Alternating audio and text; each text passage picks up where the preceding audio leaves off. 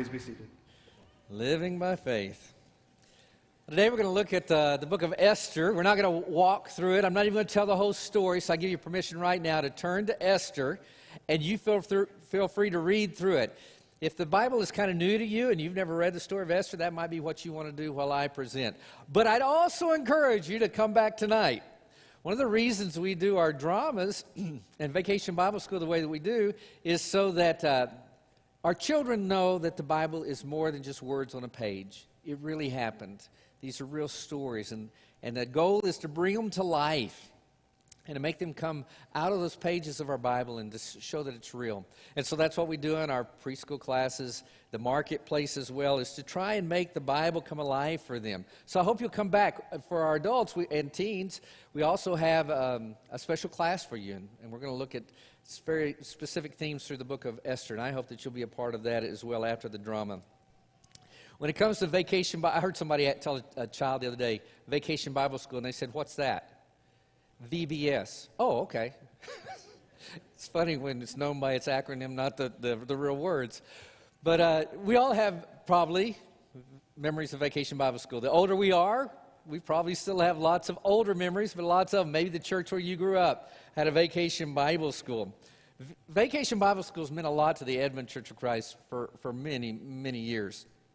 In fact, our first marketplace was held on this 21 acres where the building is now. In fact, it was built about right where I stand before we even built down here. One of those early years, we did Jericho, the walls of Jericho. And Dana Leach, who was working with our children at the time, we built the wall. I don't know if some of you are around, some of you old-timers. We got boxes and paper mache'd them and built the wall down here for everybody to see. Weather and Vacation Bible School seem to go together. I mean, our weather event this year is heat, and the weather event that year was rain. Now, I'm talking about a long time ago, so you old-timers know, back in those days, you didn't go to Lowe's or Home Depot to get boxes. If you're moving, you remember where you went to get your boxes? The good, sturdy, heavy boxes at a place that we normally didn't frequent or support their products. That was where they had the best boxes. And so everybody we got boxes. We build the wall. It rains. The paper mache comes off the boxes. And we start advertising drinks that we normally would not find ourselves promoting. The wall had to come down pretty fast. Lots of memories with Vacation Bible School. And we made the disappointing decision the marketplace is going to move inside this year. It's a wise decision with the temperatures and everything. But and we will adjust. But weather has had a lot to do with it. There's just lots of memories of Vacation Bible School. The drama over all the years. I brought back a picture of a blast from the past from our drama. Once again, for us old-timers, we remember. If you're new here, that's Dr. Don Van Zant. He was our pulpit minister for many years. He passed away over a decade ago, but he was in the drama, and his acting was, let me say, memorable. He was loud and proud and over the top. What great memories. Okay, just a little behind the curtains. Close-up of his hand. Can you see it? He's written his lines on his hand. I'm looking at it. Don, you had 3 lines. Can't you remember them? Oh, we love Don Van Zant. So many wonderful memories of Vacation Bible School. But that was then, and this is now. That was our day, but this is our day. And it's our time to make Vacation Bible School special for this generation, for this year, for these kids. And so as we look at the book of Esther, we're going to be thinking about this thought of how there are times when we have to step up and step out. I played Little League Baseball many, many years ago. Of course, obviously, it was very different back in those days. I don't recall T-ball, and I don't remember ever hearing coach pitch. But we also started playing a little bit older in age. And I can remember playing Little League Baseball. Practices were fine, but the games were very, very stressful. Part of the reason was you never knew who the other pitcher was going to be. And so in Little League Baseball, one of the common memories that all of us have of that generation were getting hit because the pitchers were just learning how to pitch. Now, they might have been mean and doing it on purpose, but quite frankly, even if they weren't, you got hit pretty often. And so one of my first and most vivid memories of Little League Baseball is learning all the phrases, on deck, learned what on deck meant. Batter up, dump calling, and you get in the batter's box and you get ready, and then the pitcher throws the ball and you just hope that you can hit it. It's back in the days when you closed your eyes and swung. But if you all kept your eye, I remember one time I was up to bat, just a kid, and waiting, and the pitcher throws, and you're watching not so you can hit it, so it won't hit you oftentimes. And he throws it, and I can tell it's going to hit me, and so you naturally try and step out and away. And when you do that, what do you make available for the ball to hit? Not your shoulder, your side.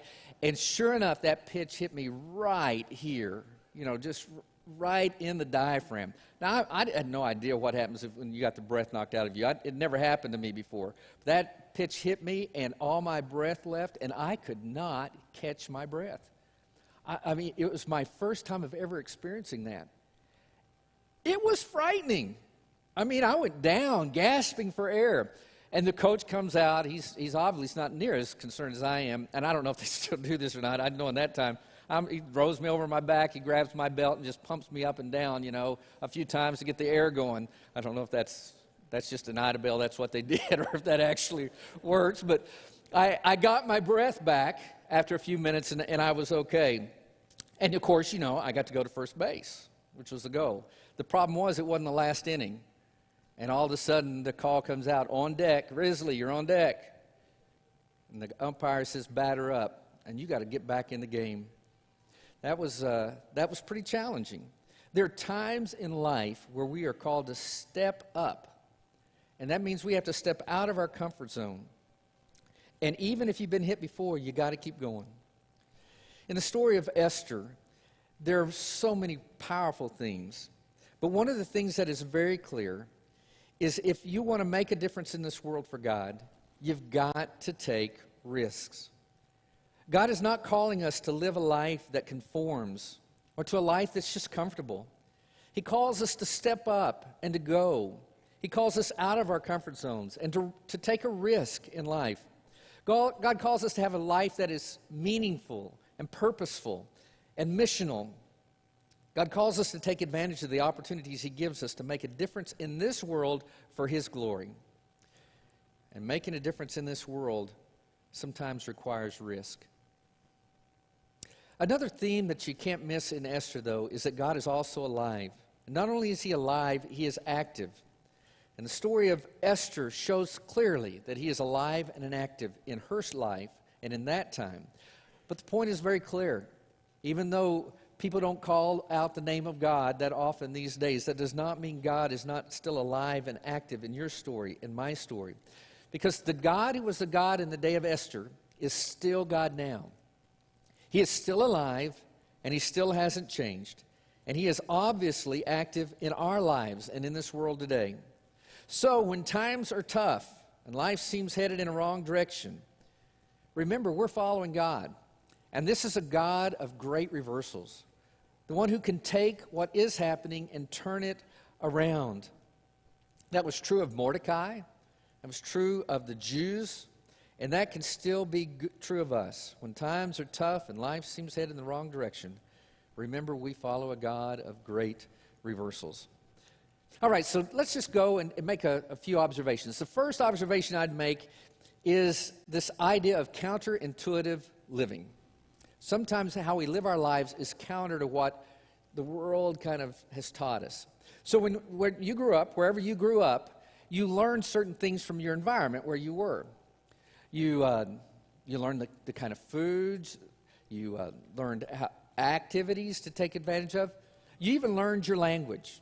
So for many of us, our native language was probably English. But even though in this world you learn English, where you're from determines a lot of how you learn English. It at least determines your accent. And so if you're up north, you're going to get that northern accent. If you're from a place like I grew up in southeastern Oklahoma, you're going to have this little hick kind of accent. It's really cute, especially with the little kids that were raised there. So you have all these different, and you know English well enough, likely, to recognize the different accents. Sometimes they are so dramatic, you have a hard time understanding what a person says. You understand English, but you don't quite get the wording. Now, I don't know what they say in other places, but I do know in Idabel, Oklahoma, there were certain things that we used to say that you probably recognize, like squeak, you hungry? Squeak. Are you hungry? Let's go eat. It just, or accurate. You know what accurate is? It's when you have an accurate. So just words. It makes sense to me. I've heard them all my life. It probably makes sense to you as well. But it's just different because you learned an accent. In this world where we have grown up, it has taught us how it thinks. It's kind of formed our language, our accent, our look. And so we have this intuition about what's happening around us. And what God calls us to do is to not be of this world, although we live in this world, but to be, to just live in this world, but be Christians, to be set apart. And so sometimes that means it's counterintuitive to do the things that God calls us to do. The way of living God calls us to follow is counterintuitive to what the world teaches. And worldly wisdom is going to fail us. And so this pathway of stepping up and stepping out for God oftentimes won't make sense from a perspective of the world. So we have to learn how to look at things differently. And that was definitely true of that day. An example of this very quickly in the story of counterintuitive living comes in Esther chapter 1. In chapter 1, you read the story of the King Xerxes, having this big banquet. And at the banquet, he and all the generals or all the important people, the men that he had with him, got influenced by the high spirits. Obviously, those boxes we had used at our first VBS had been emptied at their banquet, and they were in high spirits. And so the king decides he's going to show off his bride, his wife, Vashti, who was very beautiful and pleasant to look at. And he calls her to join the banquet so he can show her off, and she refuses. In my perspective, she's a pretty smart lady. The king is upset, as were the men that were with him, and he asked the men advice. What should I do since Vashti refused to come? And here's the advice he received and acted upon. Esther 1:19. Therefore, if it pleases the king, let him issue a royal decree, and let it be written in the laws of Persia and Media, which cannot be repealed, that Vashti is never again to enter the presence of King Xerxes. And let the king give her royal position to someone else who is better than she. That edict and that decision leads us to Esther, who will eventually become queen and rule. This is not the last edict of the king that he issues through the recommendations of others. Haman's going to give him a recommendation because he doesn't like Mordecai the Jew, to make a decree that will lead to the killing of all the Jews and the loss of all their property. And the king agrees to that. And he issues that. His influence, so that influence on him concerns Mordecai and, in respect, all the Jews, which would mean it would include Esther as well. After he makes this decree, Mordecai gets word to Esther. Esther hears that Mordecai's in sackcloth and ashes. She sends a messenger to him. And here's the message Mordecai sends back to her, Esther 4:8. Mordecai gave him a copy of the text of the edict for their annihilation to show to Esther and explain it to her. And he told him to instruct her to go into the king's presence to beg for mercy and plead with him for her people. Esther's uncle Mordecai, who had raised her, gives her this message. It says, you need to go into the king's presence and beg for your people. Now, this is a little counterintuitive to her for a lot of reasons. First of all, the previous queen, who she replaced, has been banished from whose presence? Xerxes' presence. And you're wanting me to go go into the presence of the guy who kicked out the last one and she never got to be in his presence again. And so she says, and besides that, there's a law. You know this, Mordecai. Here's her message back in Esther 4:11. All the king's officials and the people of the royal provinces know, that would include Mordecai, that for any man or woman who approaches the king in the inner courts without being summoned by the king has but one law, that they be put to death unless the king extends the gold scepter to them and spares their life. But 30 days have passed since I was called to go to the king. So what makes sense to Esther is not to go into the presence of the king, the one who could banish her, and not just banish her, he could also kill her. And the king hasn't shown any inclination for the last 30 days to bring me in, so I don't see it changing in the future, and yet you want me to go? What makes sense, what seems safest is to stay away. And yet you're calling me to go? Maybe I should just wait until I'm summoned. Mordecai's message back, verses 13 and 14. Do not think that because you are in the king's house, you alone of all the Jews will escape. For if you remain silent at this time, relief and deliverance for the Jews will arise from another place. But you and your father's family will perish. And the famous statement. And who knows but that you have come to your royal position for such a time as this. What Mordecai calls her to do doesn't seem to make sense from a worldly perspective. But I'd point out we don't serve a worldly God. We serve an omniscient, omnipotent, omnipresent God. One who sees and knows what we don't know. One who has the power over this world and over life's circumstances. One who is both with us now and forevermore.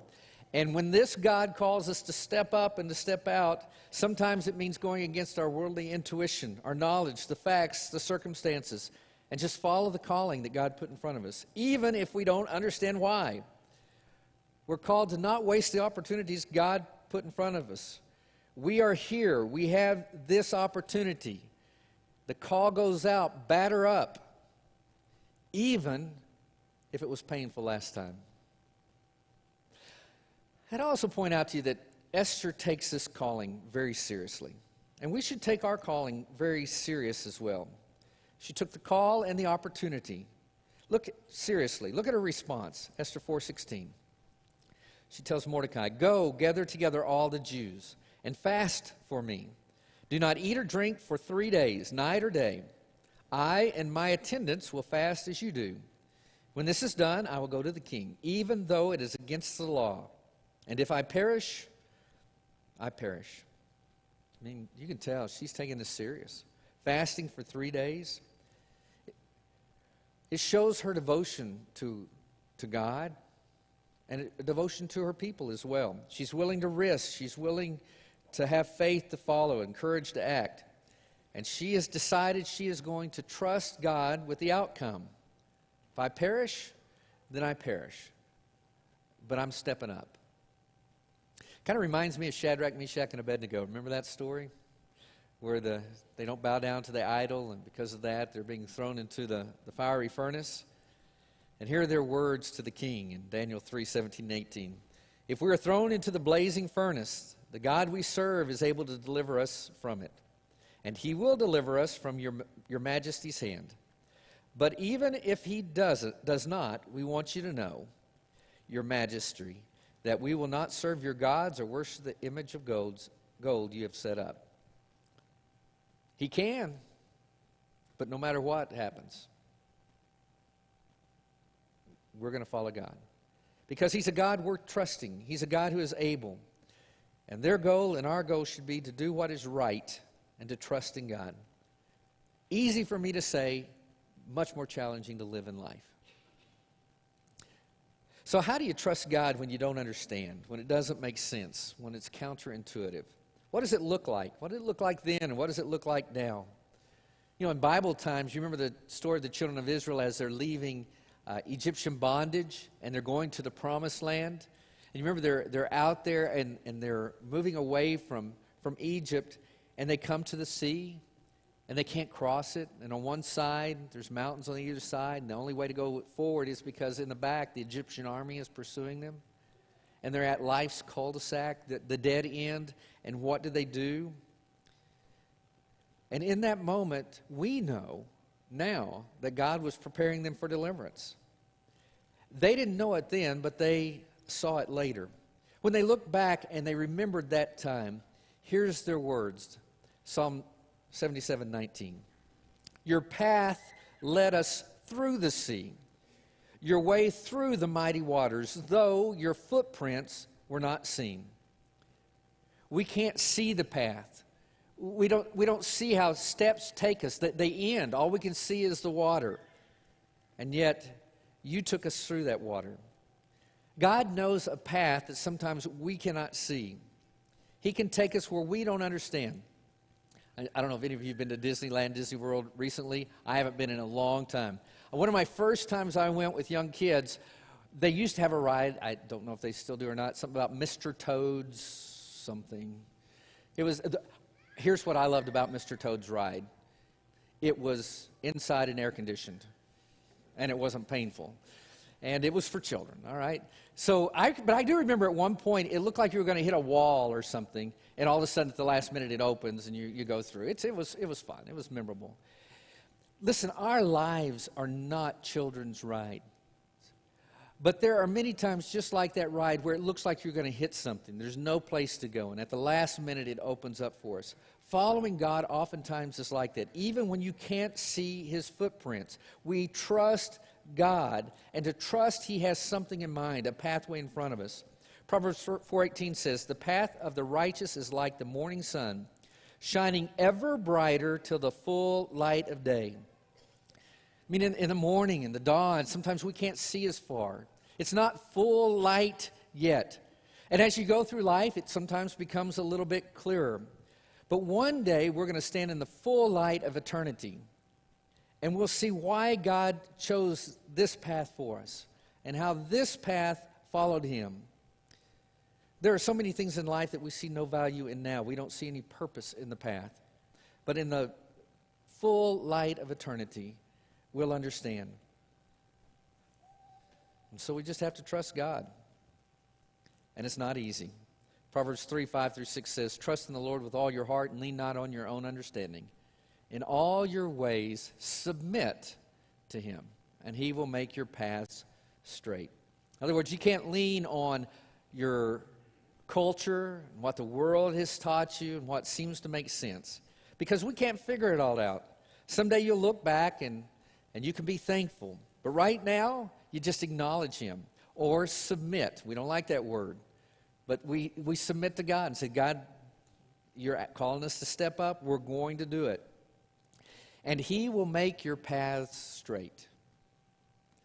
I'm not for sure what all is meant there by the author. I do know when a path is curvy, you can't see very far.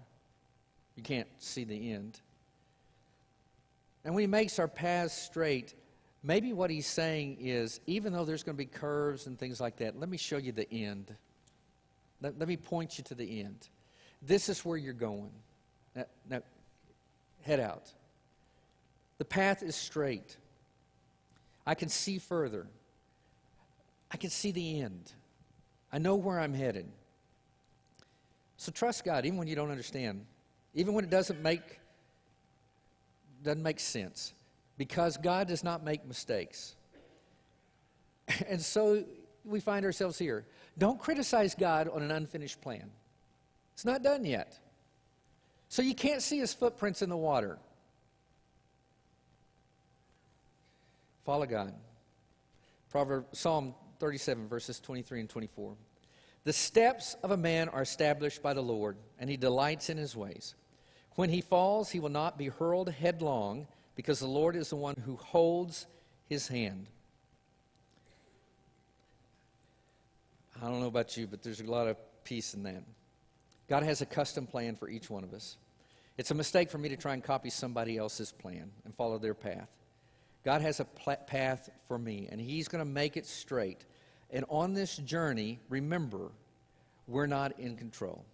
God is the one who directs. We submit to Him. Because when I try and do it my way, I end up stumbling over a root or something in the path. And when I do that, some of you like me have been watching things around you instead of your feet on a pathway. You trip and you fall headlong. You ever made a headlong fall? It's not pleasant. But God says, on this journey, on this path, hold my hand. And when you stumble and fall, I will catch you. No headlong fall, because I have you by the hand. You might stumble, but you will not fall. So quite frankly, I hope you see the joy in this. The joy of taking God by the hand and letting Him direct your path. To trust God even when you don't understand. What it means is, as you travel in the journey, you're not in control. You're not driving, so you don't have to worry about that. You are a passenger with God at the steering wheel and enjoy the scenery. Look around you and about you. And maybe every once in a while you're going over a mountain pass and you're looking down and say, this is a little scary. Trust the driver. Look at the scenery. Enjoy life. You don't have to worry about getting lost. You don't have to worry about falling down. This world might try and hurt you, but they cannot take eternity from you. The path, the immediate steps ahead of you, you can walk with confidence because you hold God by the hand. Trust God even when you don't understand. All right, we got to wrap this up. Let me just give you a few quick points. There is great value in clear communication, and I hope you hear the clear messages of Esther. Clear communication is a characteristic of the book, of the story. Starting with the king and his edicts. He liked to make edicts, and make several of them. You can look at all of them, but let's just look at Esther 1:22. And you can look at 3:12 through 13 and 8:13 and 14. It has similar things. Mordecai is we think, probably wrote this book, and if he wrote it, he was not a creative writer because he just says the same thing over and over again, or either the king was not very creative in his edicts. So they all went something like this. The events took place like this. He sent dispatches to all parts of the kingdom, to each province in its own script, and to each people in their own language, using his native tongue. So here's what he did. He sent messages. He sent them quickly so everybody would get them. He sent it out so everybody received it, and it was written in their script, in their language, and it was read to them in their native tongue. So in Idabel, it sounded different than it sounded in New York. People could understand it. No accurate, no squeak, nothing like that. Everybody knew exactly what was being understood, and they could understand it. And so here's what the king did. The message was sent, it was received, and it was understandable. And I want to tell you the story of Esther is clear communication. God is clearly alive and active. And God is at work, even when times are tough and circumstances are difficult. And that work of God is He is always working to accomplish His will. And what is His will? The salvation of His people. The saving of people. Sometimes we just need to step up and step out to see God working. Clear communication. And here's another clear message from Esther, is that God is a God that glories in reversals. So things look so bad right now, watch God reverse them. He's the God of great reversals. It's obvious to God's people, the Jews, that God changed things in the story. Move to Esther 8:17. In every province, after Mordecai, the story goes on, and all the Jews, Mordecai writes an edict where they can defend themselves, so they're going to be okay. And in verse 17, in every province and in every city to which the edict of the king came, there was joy and gladness among the Jews, the God followers, with feasting and celebrating. And many people of other nationalities became Jews because fear of the Jews had seized them. I mean, they were the Jewish people, the people of God, God's people were rejoicing. It was obvious to them that God took one situation and reversed it. But it wasn't just true of God's people. It was evident to everyone. And they feared that God, the God of the Jews. They were in awe of His power to reverse situations. And they saw that reversal and thought, maybe I want to make that journey as well. Maybe He could reverse my situation as well. And they decided to join with this God. That was true for Mordecai and Esther. God reversed their situations. It was true of those people who chose to follow. And sad to say, God even reversed Haman's outlook, didn't He? And God, who is so good at reversing what seems to be a negative thing, can do the same for you and me. And so the call is to step up. Step out in faith. Batter up. Near the end of the book in Esther 10, we read this about Mordecai. Esther 10:3. Mordecai the Jew was second in rank to King Xerxes, preeminent among the Jews, and held in high esteem by his many fellow Jews. Why? Because he worked for the good of his people, and spoke up for the welfare of all the Jews. God's will is always the saving of his people. And by the way, who's his people? He created us all. And he's working hard to save all of us, every one of us. So maybe it's time we reversed our direction. New Testament's going to call that repentance. And to choose to follow God. To submit to him in the waters of baptism. To say, I'm no longer in charge. I confess Jesus Christ as Lord of my life. In other words, I submit to him. He's the one making the calls. I'm holding his hand. He's got the steering wheel. Have your sins washed away in the waters of baptism and live this new life. If you've never done that, today is the day. I hope you'll do it. For many of us, we're just headed the wrong direction. And we don't see a way to get back on track. The call to you is just to step up. Get back in the batter's box. I know it's not always easy. But God is calling us to respond. It didn't make sense to Esther, and sometimes it doesn't make sense to us. But the pathway of common sense, worldly sense, leads to destruction. And God does not want anyone he created to head that path.